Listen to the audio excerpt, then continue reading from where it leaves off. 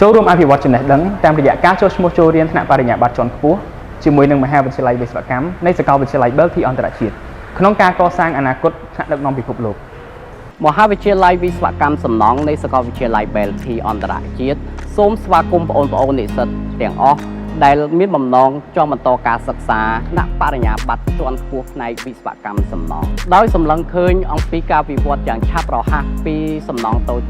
ទាបៗទៅជាសំណង់ធំស្កឹមស្កៃ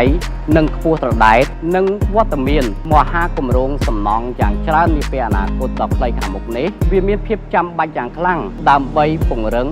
និងពង្រីកវិសាលភាពការងារអាជីពនិងអាជីវកម្មសំណង់របស់បងប្អូនទៅថ្ងៃមុខក្នុងបរិបទនេះបរិញ្ញាបត្រជាន់ខ្ពស់ផ្នែកវិស្វកម្មសំណង់នៃសាកលវិទ្យាល័យ Belty អន្តរជាតិជាជម្រើសមួយយ៉ាងប្រសើរសម្រាប់បងប្អូននាពេលអនាគតយើងបានរៀបចំរួចជាស្រេចក្នុងការទទួលស្វាគមន៍និស្សិតថ្នាក់បរិញ្ញាបត្រជាន់ខ្ពស់ដោយបានចងក្រងកម្មវិធីសិក្សាស្របទៅតាមស្តង់ដារអន្តរជាតិនិងតម្រូវការទីផ្សារពិភពលោកនិស្សិតនឹងទទួលបានការបង្រៀនពីសាស្ត្រាចារ្យដែលបញ្ចប់ការសិក្សាពីថ្នាក់បណ្ឌិតអនុបណ្ឌិត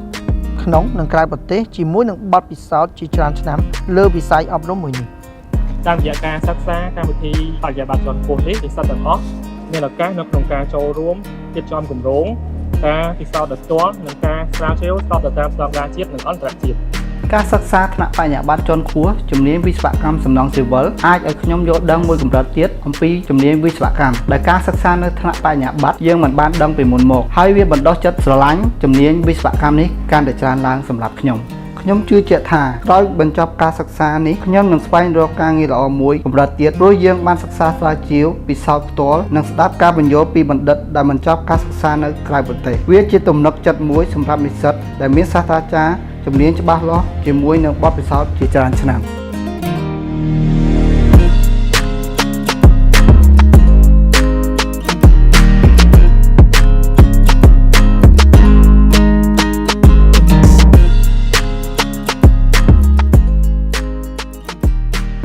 Belty International University, the future of global leaders.